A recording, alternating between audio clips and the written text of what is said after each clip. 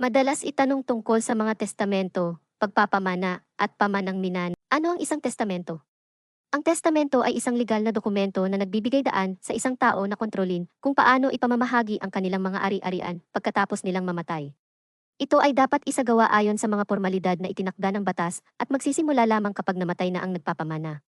Ito ay isang striktong personal na gawain at hindi maaaring ipagkatiwala sa ibang tao. Sino ang mga legal o intestate na tagapagmana? Kasama sa mga legal o intestate na tagapagmana ang mga lehitimong at dilihitimong anak, mga magulang at mga anak sa tuwirang linya, natirang asawa, iba pang kamag-anak hanggang sa ikalimang antas ng sibil na relasyon at ang estado. Gayunpaman, ang pagkakaroon ng mga tagapagmana sa tuwirang pababang o pataas na linya ay maaaring magpahintulot sa mga tagapagmana sa kolateral na linya na hindi magmana. Ano ang mga sitwasyon kung kailan nangyayari ang legal o intestate na pagpapamana? Ang legal o intestate na pagpapamana ay nangyayari sa ilang mga sitwasyon. Kapag ang isang tao ay namatay ng walang testamento o may walang bisa na testamento, kapag ang testamento ay hindi nagtatakda ng pagmamana sa lahat ng ari-arian, kapag hindi nangyari ang kondisyon na nakatakda sa pagtatalaga ng tagapagmana, kapag namatay ang tagapagmana bago ang nagpapamana, at kapag ang tagapagmana na itinalaga ay hindi kayang magmana. Kung ang aking yumao na magulang ay hindi nag-iwan ng testamento, may karapatan pa rin ba akong magmana? Oo.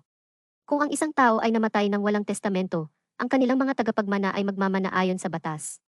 Ito ay tinatawag na legal o intestate na pagpapamana. Sa kabaligtaran, kapag ang isang tao ay nag-iwan ng wastong testamento, ito ay tinatawag na testate o testamentary na pagpapamana. Sino ang mga obligadong tagapagmana? Ang mga obligadong tagapagmana ay ang mga lehitimong anak at mga apo, lehitimong mga magulang at mga lolo at lola, ang natirang asawa at mga dilihitimong anak. Tulad ng sa intestate na pagpapamana, ang pagkakaroon ng mga tagapagmana sa tuwirang pababang linya ay maaaring magpahintulot sa mga tagapagmana sa tuwirang pataas na linya na hindi magmana. Maari bang gumawa ng testamento ang isang tao at ibigay ang lahat ng ari-arian sa isang tao lamang? Hindi.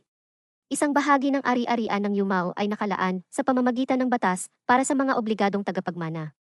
Ang bahaging ito na tinatawag na legitime ay hindi maaaring malayang ipamahagi sa pamamagitan ng testamento. Ang natitirang bahagi ng ari-arian, na tinatawag na free portion, ay maaaring ipamahagi ayon sa nais ng testator. May paraan ba para hindi bigyan ng mana ang isa sa aking mga obligadong tagapagmana? Oo, posible na hindi bigyan ng mana ang isang obligadong tagapagmana, ngunit kailangan sundin ang ilang mga kinakailangan. Ang pagwawalang mana sa isang obligadong tagapagmana ay dapat na malinaw na ipahayag sa isang testamento, at malinaw na dapat matukoy ang taong pinagwawalang mana. Ang pagwawalang mana ay dapat na lubos at walang kondisyon, at ang dahilan para sa pagwawalang mana ay dapat na itinakda ng batas at nakasaad sa testamento. Ang dahilan para sa pagwawalang mana ay dapat patunayan ng iba pang mga tagapagmana kung ito ay itinanggi ng taong tinanggalan ng mana. Ano ang mga dahilan para matanggalan ng mana? Ang mga dahilan para sa pagwawalang mana ay kasama ang pagkakasala ng isang krimen laban sa buhay ng nagpapamana o ng kanilang asawa, ang pag-akusa ng nagpapamana ng isang krimen na hindi totoo, ang paggamit ng puwersa o pananakot upang pilitin ang nagpapamana na gumawa o baguhin ang testamento, ang hindi makatarungang pagtanggi na magbigay ng suporta, ang pagkakasala ng asawa o inapo ng pang-aadulteryo o pangungungkubina sa asawa ng nagpapamana, ang pang-aabuso sa nagpapamana sa pamamagitan ng salita o gawa, ang pamumuhay ng isang anak o inapo ng isang kahihiyan o kaduwagan, ang pagkakasala ng isang krimen na may kasamang pagkakait ng karapatang sibil, ang pag-abandona ng mga magulang sa kanilang mga anak, o ang pag-udyok sa kanilang mga anak na mabuhay ng katiwalian, ang pagkawala ng otoridad ng mga magulang at ang pagtatangkang pumatay ng isa sa mga magulang, maliban kung mayroong pagkakasundo sa pagitan nila. Ano ang pagkakaiba sa pagitan ng isang tagapagmana, isang devicee, at isang legatee? Ang isang tagapagmana ay isang tao na nagmamana ng ari-arian ng isang yumao, maaaring sa pamamagitan ng testamento o sa bisa ng batas.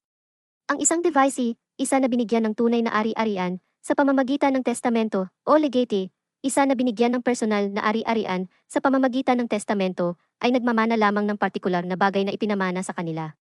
Bukod dito, sa kaibahan sa isang tagapagmana na maaaring magmana sa pamamagitan ng testamento o intestate na pagsisisiyo, ang mga devicee at legatee ay maaaring magmana lamang sa pamamagitan ng testamentaryong pagpapamana. Ano ang iba't ibang uri ng mga testamento? May dalawang uri ng mga testamento, ang notaryal na testamento at ang holographic na testamento. Ang notaryal na testamento ay nangangailangan ng mga partikular na formalidad, kabilang ang pirma ng nagpapamana at ang presensya ng mga kredibling saksi. Ang holographic na testamento, Sa kabilang dako, ay dapat na buong-buo ang sulat, may petsa, at pirma ng kamay ng nagpapamana at hindi nangangailangan ng mga saksi. Ano ang mga pormalidad ng notaryal na testamento? Ang notaryal na testamento ay dapat pirmahan ng testator sa dulo. Kung may ibang tao na pipirma para sa testator, ito ay dapat gawin sa harap ng testator at sa pamamagitan ng kanyang malinaw na utos. Ang testamento ay dapat na pinatututuhanan at pinirmahan ng tatlong o higit pang mga kredibling saksi sa harap ng testator at sa harap ng isa't isa.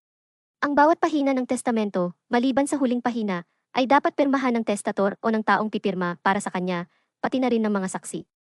Ang testamento ay dapat na may numerong pahina at ang patotoo ay dapat na nagpapahayag ng bilang ng mga pahina na ginamit. Ano ang mga pormalidad ng holographic na testamento? Ang holographic na testamento ay dapat na buong-buo ang sulat, may petsa, at pirma ng kamay ng nagpapamana. Ito ay hindi nangangailangan ng mga saksi. Ang mga disposisyon na nakasulat sa ibaba ng pirma ng nagpapamana ay dapat may petsa at pirma ng nagpapamana upang maging bisa bilang mga disposisyon sa testamento. Kung mayroong maraming disposisyon na walang mga petsa, ang petsa ng huling disposisyon ang nagpapawalang bisa sa mga naunang disposisyon, anuman ang oras ng mga naunang disposisyon. Ano ang probat? Ang probate ay ang legal na proseso ng pagpapatunay sa bisa ng isang testamento. Ito ay nagpapahalaga sa pagtukoy kung ang testamento ay sumusunod sa mga kinakailangang formalidad. Ang probate ay sa pilitang kinakailangan bago mabahaginan ang ari-arian. Ito ay nagpapatiyak na ang testamento ay tunay at nag-iwas sa pandaraya o pagpapalit ng mga testamento. Ang mga nilalaman ng testamento ay hindi ang sentro ng probate proceedings. Maari bang bawiin ang isang testamento kung nagbago ang isip? Oo, ang isang testamento ay maaaring bawiin anumang oras bago ang kamatayan ng nagpapamana. Hindi pinapayagan ng batas ang nagpapamana na tanggihan ang karapatan na bawiin ang kanilang testamento.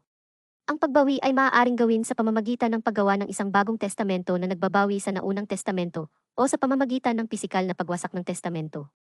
Kung ang testamento ay nawasak, dapat mayroong hangarin na bawiin ito at hindi ito nangyari sa aksidente lamang. Bukod dito, upang mabawi ang testamento, dapat itong wasakin ng nagpapamana mismo o ng ibang tao sa ilalim ng malinaw na utos ng nagpapamana. Kung ang testamento ay nawasak ng walang utos ng nagpapamana, ito ay maaari pa ring maipatutunay at ang ari-arian ay maaaring ipamahagi ayon sa nilalaman nito kung ang mga ito at ang tamang pagpapatupad nito at ang katunayan ng hindi otorisadong pagwasak nito ay napatunayan sa harap ng hukuman. Paano ginagawa ang pagtanggap ng mana? Ang pagtanggap ng mana ay maaaring maging malinaw o ipinahahayag. Ang malinaw na pagtanggap ay maipapakita sa pamamagitan ng mga aksyon tulad ng pagbibenta, pagbibigay, o pagpapasa ng karapatan sa ibang tao, o ang pagtanggi sa mana para sa kapakanan ng mga kapwa tagapagmana.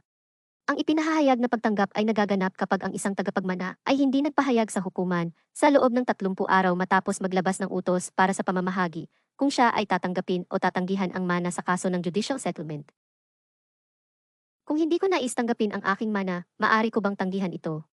Oo, maaari mong tanggihan ang iyong mana kung hindi mo nais tanggapin ito. Ang pagtanggi ay isang voluntaryong gawain at ang mga epekto ng pagtanggap o pagtanggi ay umaabot sa oras ng kamatayan ng yumao. Gayunpaman, hindi maaaring tanggihan ang mana ng isang tao maliban kung siya ay tiyak na patay na ang taong kanyang mamamanaan at tiyak na may karapatan siya sa mana.